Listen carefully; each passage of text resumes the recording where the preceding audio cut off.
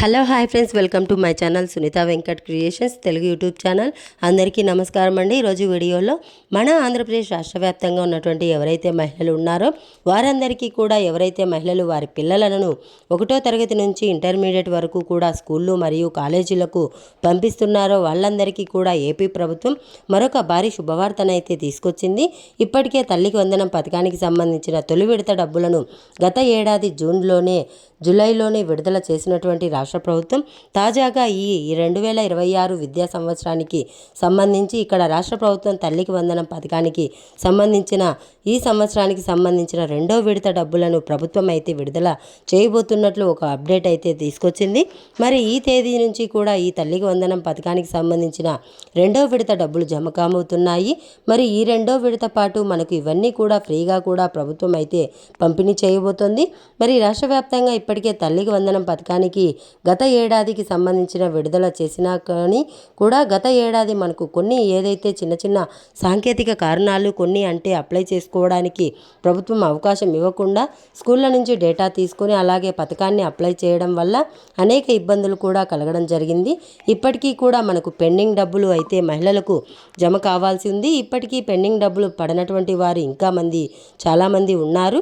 మరి అటువంటి వారందరికీ కూడా ప్రభుత్వం ఇక్కడ పెండింగ్ డబ్బులను విడుదల చేసేందుకు ఏర్పాట్లు అయితే జరుగుతున్నటువంటి నేపథ్యంలో తల్లికి వందనం పథకానికి సంబంధించి 2026లో ఏ తేదీ నుంచి ఈ తల్లికి వందనం పథకాన్ని విడుదల చేయబోతున్నట్లు మనకు ఈ యొక్క పథకం ద్వారా ఒకరుంటే 13,000 రూపాయలు, ఇద్దరు ఉంటే 26,000 రూపాయలు, ముగ్గురుంటే 39,000 రూపాయలు చొప్పున మీ పిల్లల చదువులకు ఉపయోగపడేటువంటి విధంగా రాష్ట్ర ప్రభుత్వం అయితే నిర్ణయం తీసుకుని ఈ పథకాన్ని ప్రారంభించబోతోంది. కాబట్టి మరి ఈ 2026 సంవత్సరంలో గతంలో మాదిరి కాకుండా ఈసారి మహిళలందరికీ కూడా ఈ యొక్క పథకం ద్వారా లబ్ధి జరిగేటువంటి ఈ పథకానికి వారు అప్లై చేసుకోవాలంటే వారి అర్హతలను బట్టి వారికి డబ్బులు వేసేటట్లు ప్రభుత్వం అయితే మనకు మార్పులు అయితే చేయబోతోంది.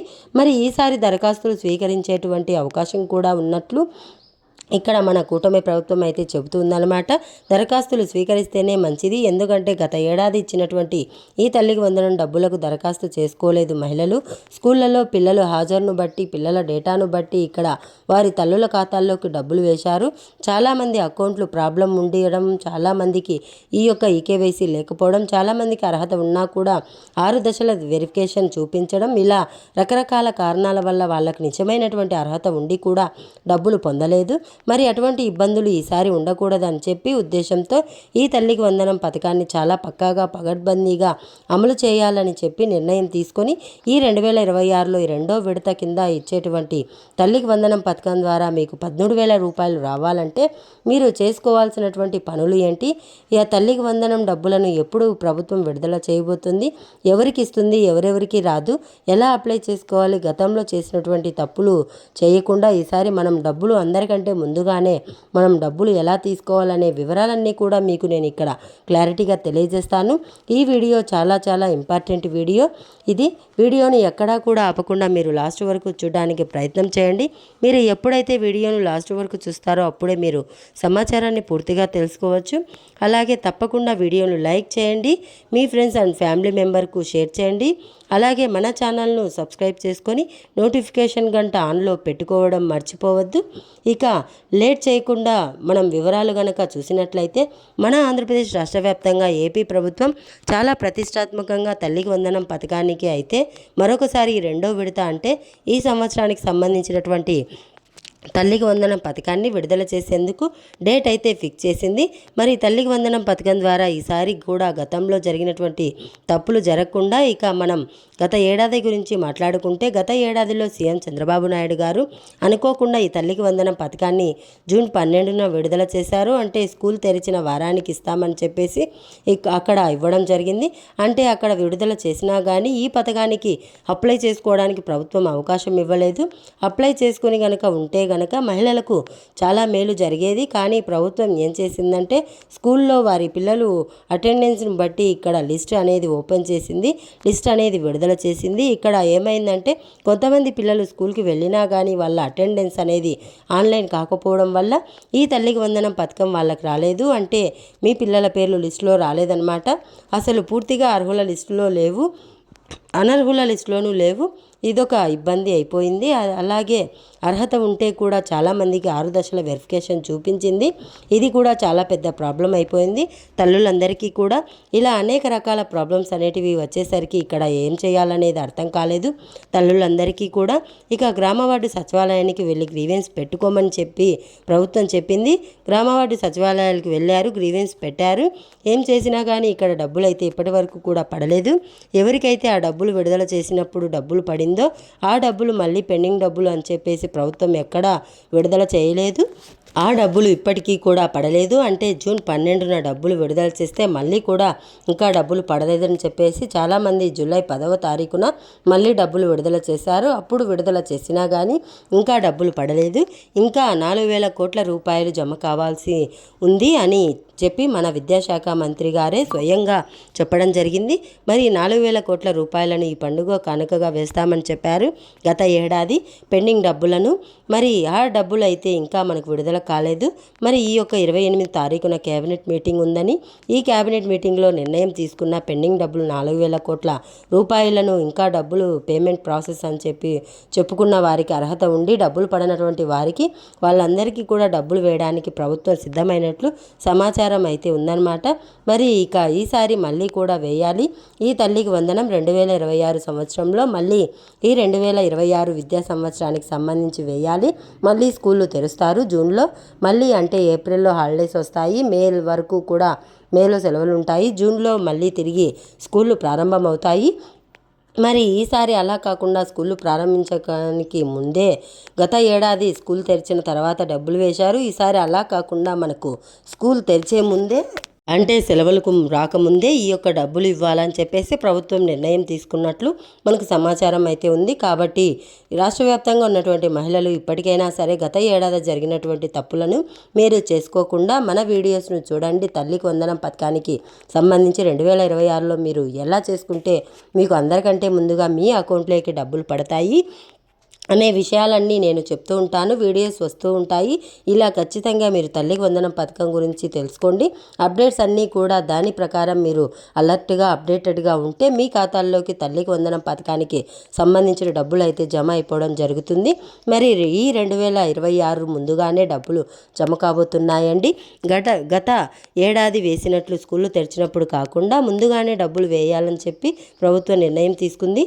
ఈ నెల 28 డేట్ అనేది ప్రకటిస్తారు ఏ తేదీన తల్లికి వందనం ఈ 2026 సంవత్సరంలో వేయబోతున్నారని చెప్పేసి సీఎం చంద్రబాబు నాయుడు గారి అధ్యక్షతన క్యాబినెట్ మీటింగ్లో ఉంది. 28వ తారీఖున నిర్ణయం తీసుకొని ఈ తల్లికి వందనం పథకానికి సంబంధించిన ఈసారి దరఖాస్తులు స్వీకరించేటువంటి అవకాశం ఉంది. ఎందుకంటే గత ఏడాది దరఖాస్తులు స్వీకరించకపోవడం వల్ల చాలామంది ఇబ్బంది పడ్డారు. ఆర్టీఈ వాళ్ళు ఇబ్బంది పడ్డారు, అలాగే మనకు అర్హత ఉన్నటువంటి వారు ఇబ్బంది పడ్డారు. 6 దశల వెరిఫికేషన్ అని చెప్పి చాలామంది ఇబ్బంది పడ్డారు. అటువంటి ఇబ్బందులు ఏవీ లేకుండా ఈసారి మహిళలు అప్లై చేసుకునే విధంగా కూడా ఏర్పాట్లు అయితే చేయబోతున్నారు. ఎందుకంటే ఈసారి మళ్ళీ కూడా పిల్లలు కొత్తగా చేరుతారు. 1వ తరగతిలో చేరుతారు, 2వ తరగతిలో చేరుతారు, 12వ తరగతిలో చేరుతారు. కాబట్టి ఇక్కడ దరఖాస్తులు స్వీకరిస్తే బాగుంటుందని చెప్పేసి ప్రభుత్వం అయితే నిర్ణయం తీసుకోవడం జరిగింది. మరి ఈసారి స్కూళ్ళ నుంచి కాకుండా డేటా అనేది తీసుకోకుండా డైరెక్ట్గా మనకి ఈ యొక్క డేటా అనేది తీసుకొని దాని ప్రకారం ఇక్కడ మనకు డబ్బులు అయితే వేయాలని చెప్పేసి ప్రభుత్వం అయితే నిర్ణయం తీసుకోబోతోంది. మరి ఈ తల్లికి వందనం పథకానికి సంబంధించి 2026లో మీకు డబ్బులు పొందాలంటే మీరు సింపుల్గా కొన్ని పనులు ఇప్పుడే చేసుకొని రెడీగా పెట్టుకోండి. ముఖ్యంగా ఈ తల్లికి వందనం పథకం ద్వారా మీరు లబ్ధి పొందాలంటే మీరు ఈ యొక్క పథకానికి సంబంధించి ముఖ్యంగా ఈకేవైసీ ఎన్పిసిఐ లింకు తప్పనిసరిగా చేసుకోవాలి. అంటే ఎవరైతే రాష్ట్ర వ్యాప్తంగా మనకు మహిళలు ఉన్నారో ఆల్రెడీ గత ఏడాది డబ్బులు పొందుతున్నారు అనుకోండి, మీకు ఎటువంటి ఇబ్బంది లేదు. బ్యాంక్ అకౌంట్ కరెక్ట్గా ఉందా లేదా చూసుకోండి, డబ్బులు అయితే వచ్చేస్తాయి. ఒకవేళ మీకు గత ఏడాది కనుక డబ్బులు రాకుండా ఉంటే కనుక మీరు ఏం చేస్తారంటే ఈసారి ముందుగా ఈకేవైసీ చేసుకోండి.